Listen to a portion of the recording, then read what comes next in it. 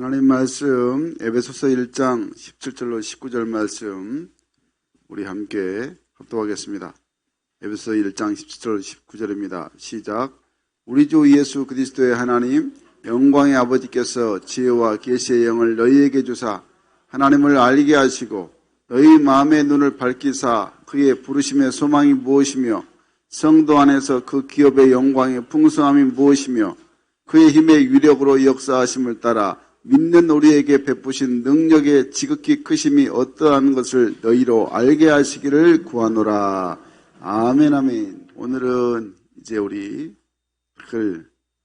나를 부르시는 목적 선교에 대해서 이 제목을 가지고 함께 우리가 은혜를 나누기로 합니다. 우리 함께 따라하실까요? 나를 부르시는 목적 선교. 나를 부르시는 목적 선교. 이번 주부터 우리가 믿는 예수시대 복음에 대해서 몇 주간 동안 깊이 말씀을 또 묵상하면서 선포하려 합니다. 올해 우리가 2023년 여호와를 힘써 알자는 표어로 실천 목표 5가지 말씀, 기도, 양육, 또 봉사, 전도 우리가 5주 동안 계속해서 말씀을 살펴보았습니다. 이제 우리가 말씀을 실천하자고 그렇게 해서 늘 말씀 111, 기도 111, 또 양육 111, 또 봉사 111, 전도 111.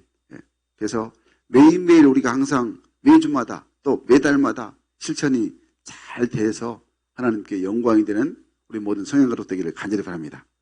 여기에다가 이제 우리 교회 비전인 303편 세계 비전을 이루는 선교. 이 선교가 얼마나 중요한가. 하나님께서 왜 선교를 우리에게 명명하셨는가를 다시 한번 우리가 깨닫고 이 선교하는 일에 정말 전심전력하면 하나님의 놀라운 역사들이 가득 넘치고 우리 모든 삶에 하나님의 평화가 주의 축복이 넘치게 된다는 것을 꼭 마음에 깊이 새겨시기를 간절히 바랍니다. 지난주 온 세계인들에게 가슴 아픈 소식이 있었죠. 지난주 월요일 튀르기예와 시리아에서 규모 7.8 그리고 7.5의 강진으로 사망자가 두 날을 합쳐서 2만 명이 넘어섰습니다. 이 지진은 1999년 튀르기예 이즈미트에서 발생한 또 리터 7.8의 지진에서 그때는 15,000명 숨지고 25,000명이 부상당한 최대 지진이었는데 이제 전 세계적으로 지진을 통해서 제일 피해가 많은 기록이 지금까지는 2011년 우리가 알고 있는 일본 대지진이 18,500명으로 이제 사망이 됐었고 그렇게 사망자가 제일 많이 있었습니다. 그래서 WHO 세계보건기구가 보니까 이번 지진에 따른 전체 사망자가 최악의 경우에 튀르기에서만 2만 명이 넘을 것으로 전망을 했는데 미국은 여기에 대해서 더 적극적으로 미국 지질조사국이 튀르기의 지진 사망자가 10만 명 이상이 될 것이다 라는 가능성을 14% 정도 이른다고 추정을 해왔습니다. 그러니까 지금 붕괴한 건물 아래에 갇혀있는 시민들이 20만 명이 넘는 것을 추산해 보니까 아마 굉장히 또 안타까운 상황이 계속되고 있습니다. 여러분 이런 이 안타까운 소식을 들으면서 저는 항상 한 주간 내내 제 마음이 물음표가 끊이지 않았습니다. 혼자 이렇게 생각을 해봤습니다. 주님이 오실 날이 가까워져서 그런가? 아니면 마태복음 24장의 말씀처럼 말세에 나타난 징조인가? 인류를 향한 하나님의 경고 메시지인가? 아니면 정말 예수 그리스도를 구주로 믿는 그리스도인들을 향해서 하나님께서 우리에게 깨어있으라고 분명히 말씀하신가? 늘 느껴졌습니다. 그러면서 궁금증이 더 생겼습니다.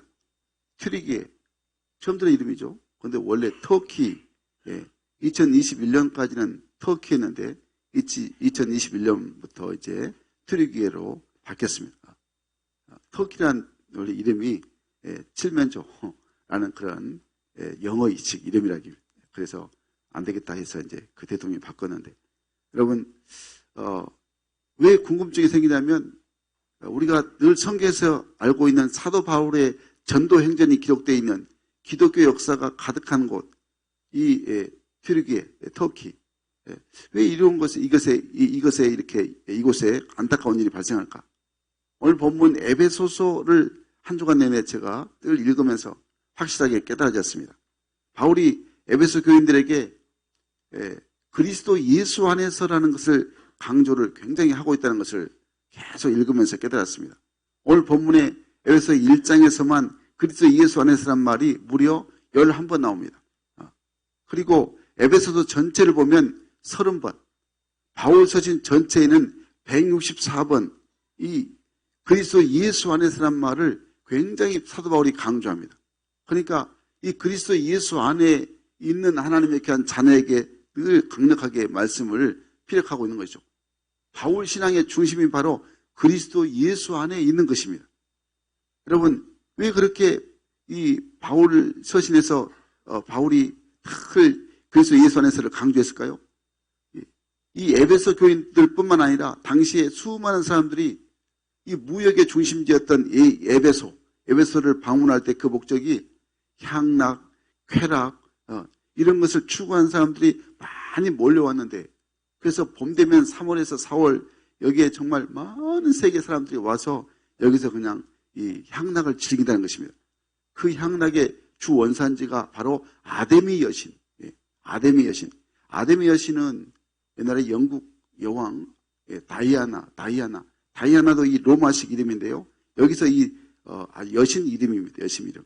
그러니까 이 아데미 여신은 달의 여신인데 풍요의 여신. 저 보면 지금 화면에 보죠. 풍요의 여신. 이 다산의 신. 성경에 보면 열왕기상에 보면 아스다로 나옵니다. 아스다로 신. 이 바알 신의 아내였던 신의 신 아스다로. 근데 이 아스다로 신이 결국에 지금 이슬람 교회에 아주 그냥 영적 뿌리가 되어 있다는 것을 제가 아주 그냥 깊게 읽어보면서 깨닫게 됐습니다. 그래서 우리가 보면 이슬람교는 국기가 대부분 다 초승달이 있습니다. 초승달. 이 초승달이 바로 달의 여신임을 그렇게 해서 늘 이슬람교에 있는 사람들은 이 다산의 신, 이 아데미 신을 자기도 모르게 숭배하고 있다는 것을 알게 되는 것입니다. 여러분, 이렇게 이 아데미 여신을 계속 섬기는 이 나라가 참 안타까운 그런 일들을 또 경험하게 되는데, 사도행전 19장 말씀 보면은 바울이 에베소에 도착해서 강력하게 예수의 복음을 선포합니다. 그때에 사람들로부터 많은 귀신들이 쫓겨납니다. 마술사 가운데 또 예수 그리스도께 헌신한 역사가 일어납니다. 그러니까 영적인 관점에서 보면 복음이 선포되면 에베소의 아데미 여신, 우상을 숭배하는 그런 여신의 실추가 힘을 잃어버리고 또 더 이상 세력이 유지할 수 없게 되는데, 복음이 전파되면 전파될수록 아데미의 모형을 사려는 사람들, 아데미를 가지고 개인적으로 부적처럼 늘 집에서 우상 숭배하는 사람들이 적어지었다는 거죠. 사도 바울이 계속 복음을 선포하다 보니까. 그런데 복음을 선포하지 않으면 계속해서 이 아데미 여신이 계속 지역을 또 그 민족을 그 나라를 장악해 서 이렇게 완전히 그냥 우상 숭배의 길로 빠지게 한다는 것입니다. 여러분, 그러니까 사도 바울이 그리스도 예수 안에서라는 강조를 하는 이유가 그리스도 밖에 있으면 한마디로 세상 중심, 세상 가치관에 있으면 헛된 우상에게 마음을 빼앗겨서 결국에는 멸망당하게 된다는 것입니다. 그러니까 항상 하나님의 자녀들은 물론이고 모든 사람들이 그리스도 예수 안에 있어야 한다는 것을, 예수 안에 있어야 진정한 평화와 기쁨을, 행복을 누리게 된다는 것을 말씀하고 있는 것입니다. 여러분, 결국에 우상이 득실거리면 어느 시대나 하든가 요한복음 10장 10절에서 말씀한 것처럼 멸망이, 도둑이 오는 것은 죽이고 멸망시키러 왔다고 했는데 악한 마귀는 어떻게든지 이 세상을 멸망시키려고 하는 것입니다. 그러니까 예수 시대의 복음이 전파가 강력하게 일어나면 바울 시대처럼 우상의 악한 영들, 음란의 영들, 쾌락의 영들이 꼼짝 못하고 예수 구원의 선교가 탁 펼쳐지게 되면 그 나라에 복음의 꽃이 피어지게 되고 하나님 나라가 이루어지게 된다는 것입니다. 여러분, 근데 제가 지금 목회가 한 35년째 하고 있습니다. 제가 이렇게 말씀드린 이유가 설교 준비하면서 이렇게 힘든 적이 없었습니다. 여기까지 내가 딱 설교 준비를 열심히 하고 있는데 사단이 얼마나 강력하게 이 복음을 싫어하는가, 선교를 싫어하는가. 토요일 날 오전에 정리하고 있는데 갑자기 제 위가 아주 심한 통증을, 아주 심한 경련을 일으켜가지고 느껴졌습니다. 야, 이게 사단이 강력하게 복음을 방해하고 선교를 방해하구나. 그래서 그냥 한 10분 동안 계속 서재에 앉아서 그냥 선포기도 했죠. 선포기도. 손을 얹고 제 이 가슴에서 이 위에 손을 얹고 계속 선포기도 했습니다. 그러니까 그냥 낮게 멈춰지는 것입니다. 제 아내가 사모님 봤어요. 제가 너무 힘들어서 서재에서 나와가지고 방에 오니까 그냥 얼굴이 흰우리져가지고 무슨 일이냐고 물어보더라고요. 그래서 엄청 힘들었어요. 그래서 점심을 그냥 갑자기 죽을 써가지고 해가지고 먹었는데 위가 이렇게 위 경련이 갑자기 일어나고 갑자기 통증이 심하게, 그래서 깨닫는 것이 야, 이 온통은 센 놈이 아니구나. 이 악한 마귀 엄청 센 놈이 아니구나. 그래서 이 음란의 영들, 쾌락의 영들, 이것이 굉장히 센 놈이구나. 오늘 이 시대에 엄청 복음을 방해하구나. 교회를 방해하고 하나님 나라를 방해하고, 그래서 그냥 가정을 무너뜨리고 큰 사회를 또 아주 그냥 피폐하게 만들고, 이 모든 것들이 이런 아주 그냥 이 아담의 여신, 이 음란의 여신, 이게 굉장히 전 세상에 지금 만연되어 있구나. 이것을 말씀을 준비하다 보니까 다 깨달아졌습니다. 사랑하는 여러분, 정말 사단은 복음을 싫어합니다. 복음을 싫어합니다. 아멘이시죠? 우리가 믿는 예수 그리스도의 복음이 얼마나 위대한가를 정말 사단이 복음을 들고 나가기만 하면 그냥 깜짝깜짝 놀랍니다. 여러분, 그러니까 예수 믿는 사람들은 세상의 것으로 하나님 없는 사단의 이 나라를 만들려고 이 세상의 이 우상, 악한 영들이 계속 우상 숭배로 계속 우리를 또 혼미하게 만들고 또 믿음에서 이탈하게 만들고 교회에서 세상으로 가게 만들고 이런 일들이 계속되고 있다는 것을 우리가 기억해야 한다는 것입니다. 이 우상 숭배, 이 악한 영들과의 싸움에서 이기는 길은, 퇴치하는 길은 하나밖에 없습니다. 예수 그리스도의 복음밖에는 없다는 것입니다. 예수 그리스도의 복음으로, 복음이 들어가야 우상 숭배의 영이 떠나가고 가정을 더 문란시키려는 그런 음란의 영들, 이런 쾌락의 영들, 이런 영들이 다 떠나가고 여러분 가정에 평화가 깃들고 하나님 나라가 이루어지게 되는 것입니다. 그래서 여러분, 오늘 본문에서 늘 사도 바울이 에베소 교인들을 향해서 하나님이 왜 우리를 부르셨는가? 하나님의 이 부르심이 무엇 때문에 부르셨는가? 신령한 복을 주시려고 우리를 부르셨는데 그 신령한 복의 의미가 무엇인가? 오늘 말씀을 통하여 탁을 깨닫고 우리 모두가 절대 마음을 세상 가운데 빼앗기지 않고 예수를 믿더라도 정신 바짝 차리고 오직 복음으로 무장되어서 하나님 나라를 세워가고 악한 영들을 우리가 탁 믿음으로 십자가로 우리가 물리치는 믿음의 사람으로 하나님의 쓰임받기를 주의 이름으로 간절히 축원합니다. 축원합니다. 먼저 오늘 우리에게 늘 부르심은 우리를 부르신 목적이 선교를 위해서 하나님 자녀로 부르셨다는 것입니다. 우리 따르겠습니다. 선교를 위해서 하나님 자녀로 부르셨다. 선교를 위해 하나님 자녀로 부르셨다. 아멘, 아멘. 오늘 5절 말씀 함께 읽겠습니다. 시작. 그 기쁘신 뜻대로 우리를 예정하사 예수로 말미암아 자기의 아들들이 되게 하셨으니. 아멘, 아멘. 제가 보고 있는 원문 번역 헬라어 성경에 이렇게 번역되어 있습니다. 제가 읽어드리겠습니다. 하나님께서는 그 기뻐하신 뜻대로 우리를 예정하셔서 예수를 통하여 자기의 아들들로 삼으셨습니다. 여러분, 이 땅에 하나님의 기뻐하신 뜻은 예수 믿고 구원받아서 하나님 자녀된 것입니다. 믿으십니까? 하나님의 뜻이 다른 데 있는 게 아니고 예수 믿고 구원받아서 하나님 자녀가 되는 것, 이게 하나님의 뜻인 것입니다. 이걸 뭐라고 하냐? 선교고, 이것이 선교고 이것이 전도라는 것입니다. 사도 바울이 늘 에베소를 시작할 때 로마 감옥에서 이제 소신서를 편지를 씁니다. 그럴 때 하나님을 찬양하는 것으로 시작합니다. 왜 바울이 이 편지를 하나님 찬양하는 것으로 시작하냐면 바로 그것은 하나님께서 그리스도 예수 안에서 예비하신 하늘의 신령한 복을 우리에게 주시기 때문이다 라고 말씀을 하고 있습니다. 그래서 바울이 3절에서 이렇게 선언합니다. 3절 말씀 읽겠습니다. 시작. 찬송하리로다. 하나님 곧 우리 주 예수 그리스도의 아버지께서 그리스도 안에서 하늘에 속한 신령한 복을 우리에게 주시되. 아멘, 아멘. 하나님께서는 그리스도이신 예수님 안에서 우리에게 신령한 복을 주셨다 말합니다.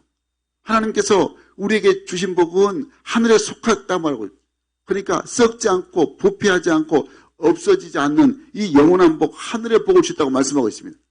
우리가 추구하는 이 세상의 물질의 복, 이런 세상의 복은 일시적인 것인데 그게 아니고 하늘의 복은 영원한 복이고 하늘에 속한 진정한 복이라고 말씀하고 있는 것입니다. 사랑하는 여러분, 하나님께서 우리에게 주신 이 하늘에 속한 진정한 복을 세 가지로 압축한다면 이것입니다. 첫째는 하나님께서 우리를 선택하신 선택의 복, 택하심의 복입니다.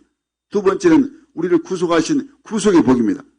그리고 세 번째는 예수 믿는 믿음의 기업의 복입니다. 아멘이십니까? 이 복이 이미 하나님께서 우리에게 주어 주신 것입니다. 여러분, 그러므로 하나님께서 나를 택하셨다는 이 선택의 축복이 성경의 핵심 진리라는 것을 우리가 잊지 않아야 하는 것입니다.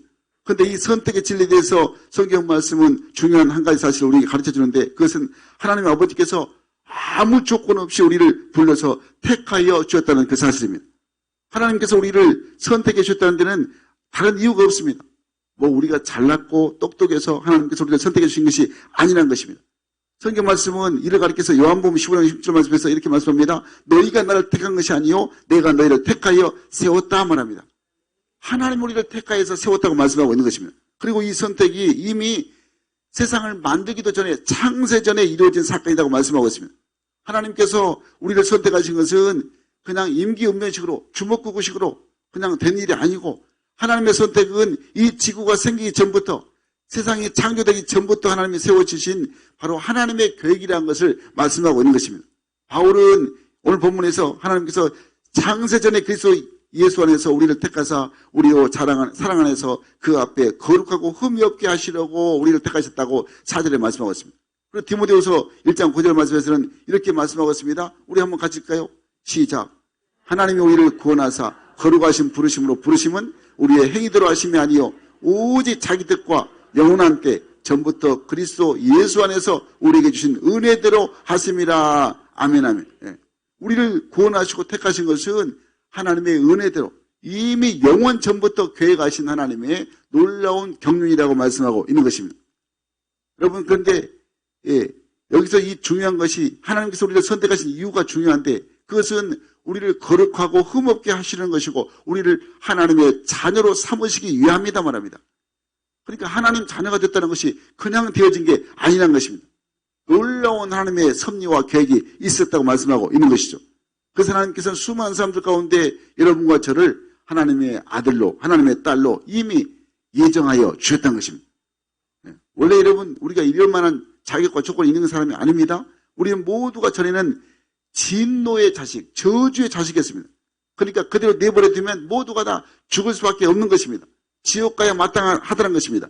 에베소 2장 3절 말씀 보니까 우리는 본질상 진노의 자녀들이었다고 말씀하고 있습니다. 여러분, 그런데 하나님께서 우리를 긍휼히 여기사 불쌍히 여기사 우리를 멸망의 자식에서 하나님 자녀로 택하여 주셨다는 것이죠.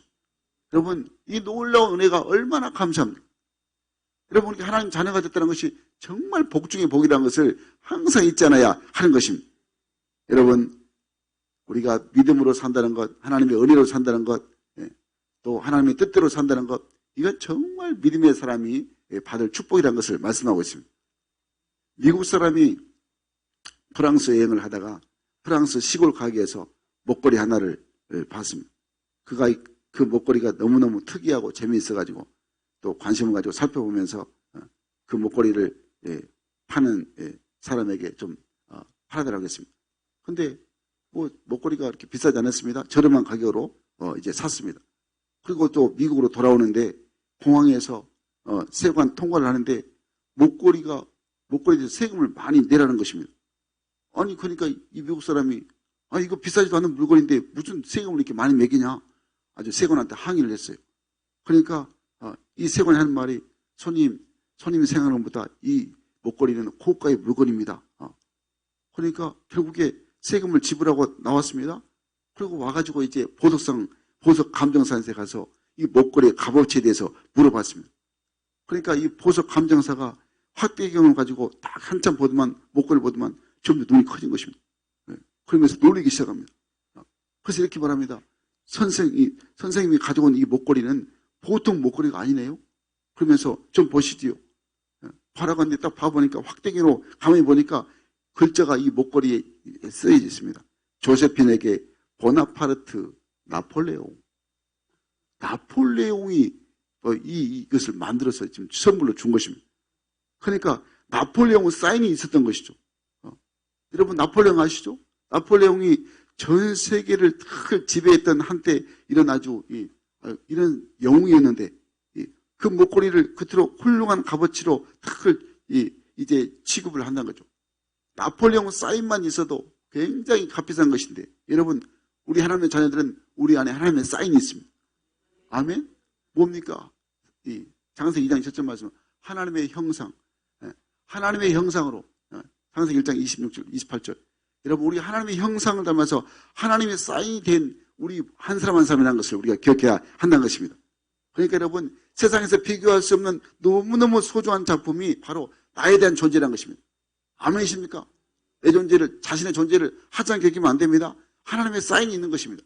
나폴레옹 사인도 귀한데 여러분 하나님의 사인이 있는 하나님의 형상이 있는 우리가 얼마나 하나님의 숨결이 담겨 있고 그러니까 내 인생 자체는 하나님의 무궁무진한 기대가 있다는 것입니다.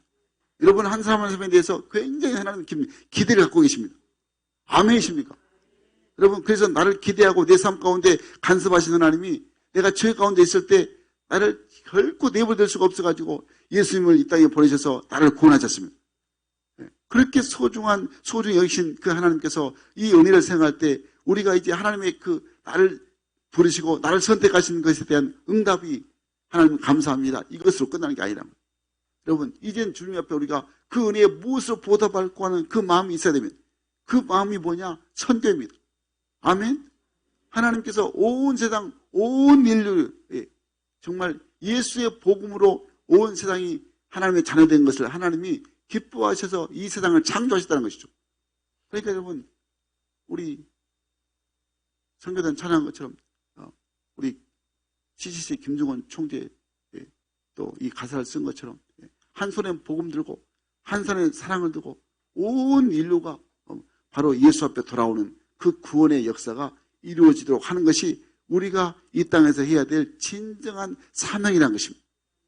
여러분 이 선교가 그래서 예수의 복음을 전하는 것입니다. 주님께서 죄로 말미암아 내가 버림당에 마땅한데 주님이 나를 살려줬으니까 나도 이제는 이 마음 가지고 주님의 마음을 가지고 선교하겠습니다. 나도 사람을 살리겠습니다. 바로 천국과 지옥이 있음을 늘 우리가 전하는 하나님의 자녀가 되어야 하는 것입니다. 이게 바로 진정 하나님 자녀의 모습이라는 것입니다. 어느 교회 학교 학생이 요나와 큰 물고기라는 이 그림책을 가슴에 안고 버스를 기다리고 있었습니다. 한 믿지 않는 비신자가 그 학생에게 장난치고 싶어가지고 짓궂은 질문을 합니다. 애야, 너는 요나와 큰 물고기 이야기를 진실이라고 믿느냐? 그러니까 이 어린이가 대답합니다. 물론이지요. 성경에 기록된 하나님의 말씀이고요. 오늘 교회에서 배운 내용입니다. 하고 저는 자신 있게 이 어린이가 이야기합니다. 또 이 사람이 비신자가 또 더 어려운 질문을 합니다. 애야, 그러면 너는 요나가 물고기 속에서 3일 낮 3일 밤을 살다가 살아난 이야기가 진실임을 증명할 수 있느냐? 좀 어려운 질문이죠. 잠시 이 어린아이가 생각하면서 대답을 합니다. 예, 천국에 가면 제가 요나 아저씨에게 물어볼게요. 천국에 가면 요나 아저씨에게 물어본다. 그러니까 이 비신자가 또 더 어려운 질문을 합니다. 애야, 요나가 만일 천국에 없고 지옥에 갔다면 어떻게 할래? 하고 물어봅니다. 그러니까 학생 이 어린아이가 즉시 대답합니다. 그러면 그것은 아저씨가 물어보세요. 이해가 되십니까? 이해가 빠른 사람은. 나는 천국에 있으니까 못 물어보는데 당신 지옥에 가서 물어보라는 것입니다. 나는 못 물어보니까. 여러분 이렇게 우리가 지혜와 총명을 주신 이 하나님의 비밀이 우리에게 있다는 것을 하나님의 복음으로 우리가 무장되면 이 하나님의 놀라운 비밀이 우리에게 늘 이미 하나님께서 우리에게 주셨다는 것을 우리가 깨닫게 되는 것입니다. 이 비밀이 바로 정말 천국의 보화 되신 예수 그리스도십니다. 여러분 이 예수 그리스도를 우리가 전하는 것, 하나님이 나를 하나님의 자녀로 선교사로 부르셨다는 것을 항상 잊지 않고 이 마음을 가지고 어디를 가든지 우리가 주 예수 이름으로 당당하게 주 예수 이름을 선포하고 그 증거하는 자가 되어야 하는 것입니다. 아멘이시죠? 우리 한번 따겠습니다. 날 하나님의 자녀로 선교사로 부르셨다. 아멘. 다시 한번 날 하나님의 자녀로 선교사로 부르셨다. 아멘, 아멘. 뭐 해외 나가서만 전하는 것이 선교사가 아니고 우리 모든 우리 가정에, 직장에, 또 일터에, 뭐 어디 사업터에, 어느 곳에 가든지 학교에 다 우리는 선교사입니다. 복음을 전하는 선교사입니다. 아멘이시죠? 이것이 바로 우리 삶의 목적이 돼야 되고 우리의 진정한 목표가 돼야 하는 것입니다. 두 번째로 나를 부르신 목적은 선교를 이루셔서 예수의 피로 죄사함을 받게 하시려고 나를 부르셨다고 말씀하고 있는 것입니다. 우리 따르겠습니다. 선교를 이루시려고 예수의 피로 죄사함을 받게 하셨다. 선교를 이루시려고 예수의 피로 죄사함을 받게 하셨다.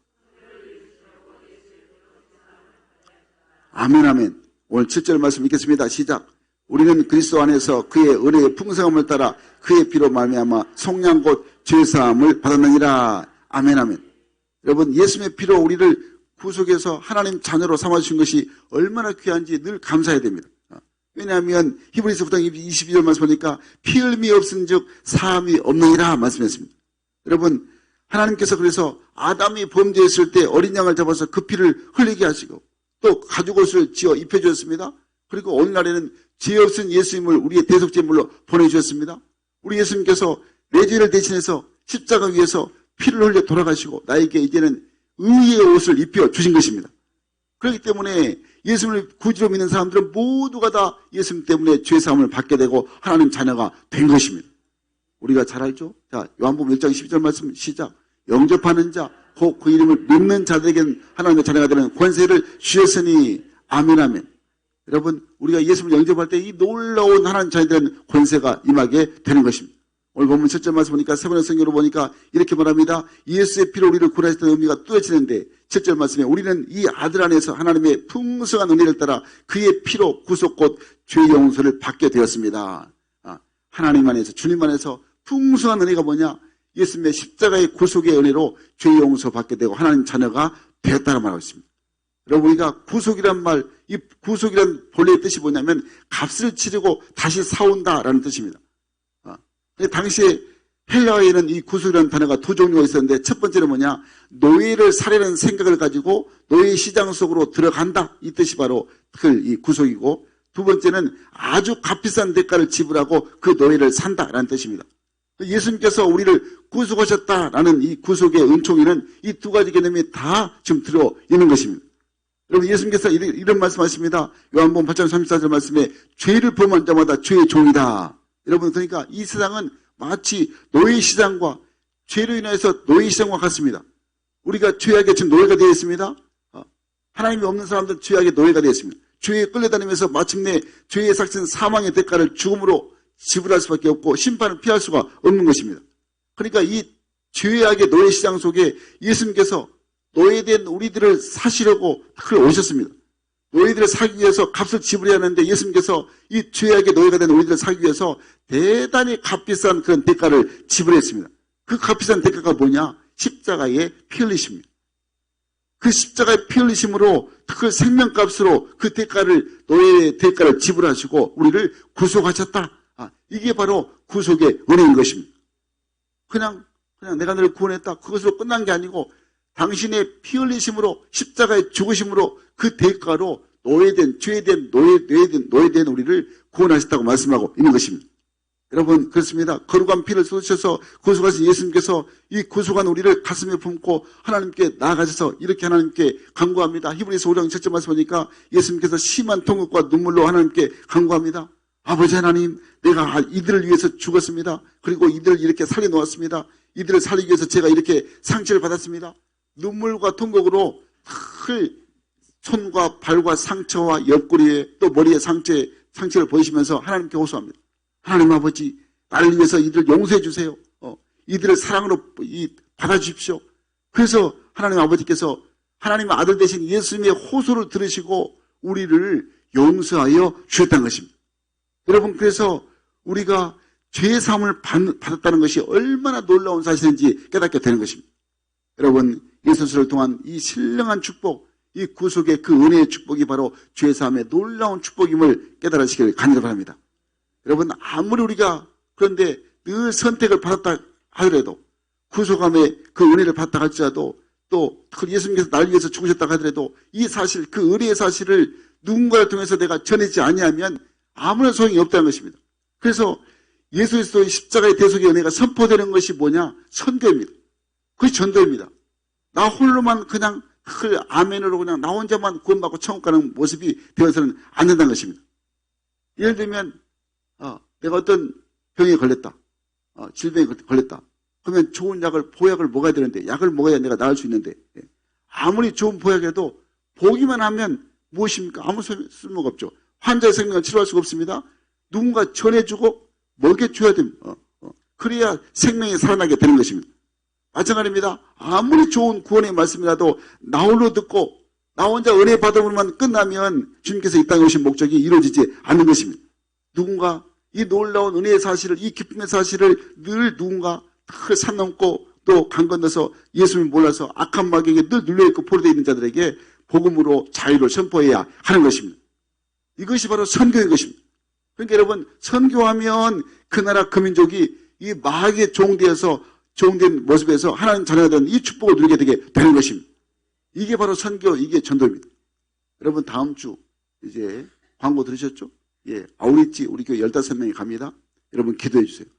하나님께서 필리핀에 예비된 영혼, 복음 전하지 않아서 지금 복음을 못 듣는 이 사람들 가만 놔두면 지옥 갑니다. 그러니까 우리를 통해서 하나님께서 그들을 구원하게 하시려고 특히 우리에게 지금 그냥 시간, 돈, 정성, 이렇게 언어 모든 것 총 동원해서 우리가 지금 그들을 살리려, 예수 이름으로 살리려 갑니다. 예. 아멘. 여러분, 그러니까 특히 하나님의 역사가 복음을 통해 나타나도록 한 사람 한 사람 생명이 이 지옥에서 건진받아서 천국의 자녀가 되도록 위해서 기도해야 하는 것입니다. 바울이 처음에 제가 서두에 말씀드렸는데 전도 유행으로 에베소 지역이 복음으로 충만했는데 왜 그 땅 그 나라가 이 우상의 나라, 늘 무슬림이 99%인 나라로 되어서 이 사단이 정복한 나라가 되었을까요? 여러분, 생명을 다해서 복음을 전하는 순교자가 없었기 때문입니다. 순교자. 복음을 목숨 걸고 전하는 전도자가 없었기 때문입니다. 우리나라는 복음을 목숨 걸고 전하는 순교자들이 너무 많았습니다. 하나님께서 그래서 이 나라를 하나님께서 강력하게 복음으로 지금 쓰시고 있다는 것을 기억해야 하는 것입니다.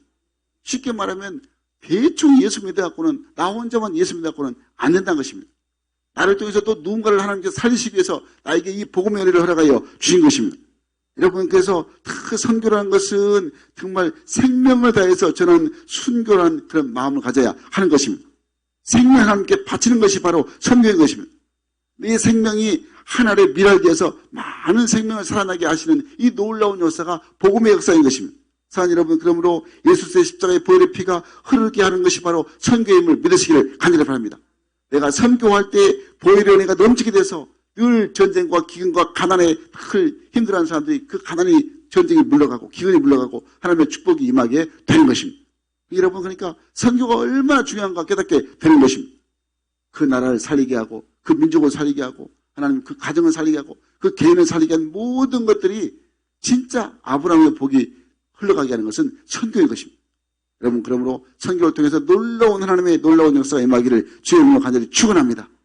마지막으로 나를 부르신 목적이 뭐냐? 선교를 통해서 성도들의 물려받은 축복이 풍성케 하시기 위해서 나를 부르셨다는 것입니다. 우리 따겠습니다. 선교를 통한 성도들의 물려받은 축복이 풍성케 하셨다.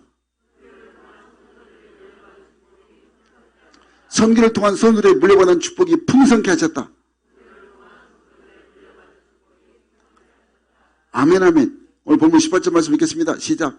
너희 마음에 눈을 밝게 사 그의 부르심의 소망이 무엇이며 성도 안에서 그 기업의 영광의 풍성함이 무엇이며. 아멘, 아멘. 공동번역 성경을 보니까 이렇게 말씀합니다. 우리 함께 읽겠습니다. 시작. 또 여러분의 마음의 눈을 밝게 주셔서 하나님의 백성이 된 여러분이 무엇을 바랄 것인지 또 성도들과 함께 여러분이 물려받을 축복이 얼마나 놀랍고 큰 것인지를 알게 하려 주시기 바랍니다. 아멘, 아멘. 여러분, 세계 2차 세계대전 때에 헬레스 코스타라는 지방에 우리가 전한데 600만 명 유대인들 비참하게 집단 학살당했던 그 헬레스 코스타, 이 지방에 인간 가마솥이 있었습니다. 인간 가마솥. 자신들은 하나님의 택한 백성이라는 이 강한 자부심, 이 유대인들이 이 자부심을 가야 되는데 그때에 마치 도살장으로 끌려가는 소나 돼지만도 못한 대우를 받게 됩니다. 이 가마솥에서 그냥 계속해서 연기로 사라집니다. 당시에 이 죽음의 현장에 유대인들의 피 맺힌 절규가 가득했다고 합니다. 많은 유대인들이 죄 없이 죽어가는데 늘 하나님께 묻습니다. 하나님, 왜 당신은 지금 어디에 계십니까? 당신은 왜 우리에게 이런 일들을 허용하셨습니까? 수많은 절규가 막 터져 나옵니다.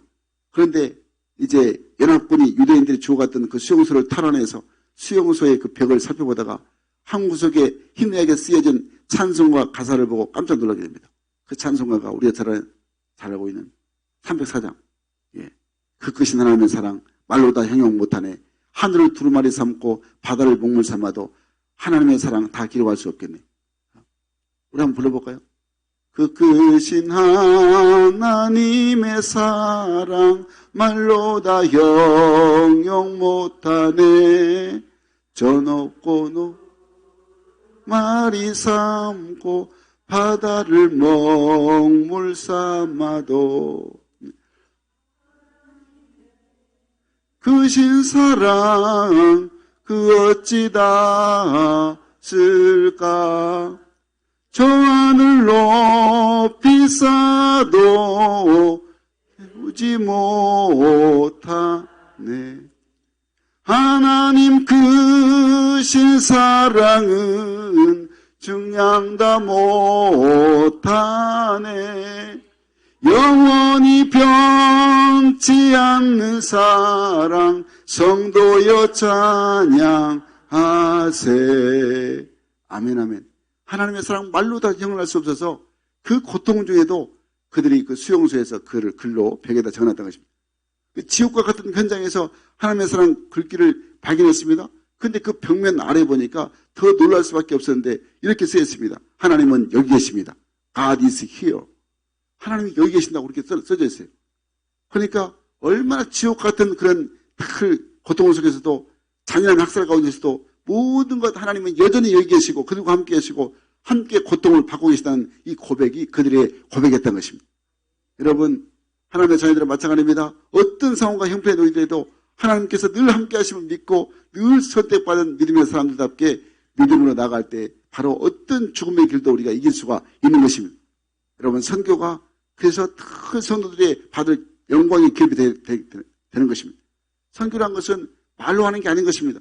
정말 그렇게 고난 속에서도 어려움 속에서도 죽음 속에서도 절대 굴하지 않고 복음을 전하는 이 아름다운 예수의 사랑을 전하는 이 모습이 진정한 선교고 이 선교를 통해서 바로 믿음의 기업이 풍성하게 축복으로 이어지게 되는 것입니다.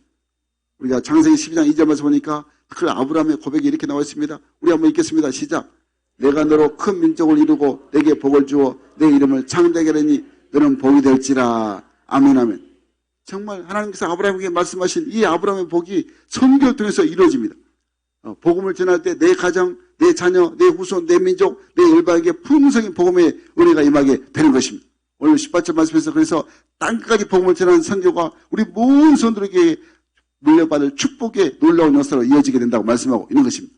그래서 사도 바울은 이 축복을 항상 기대하고 소망하라고 말씀하고 있는 것입니다.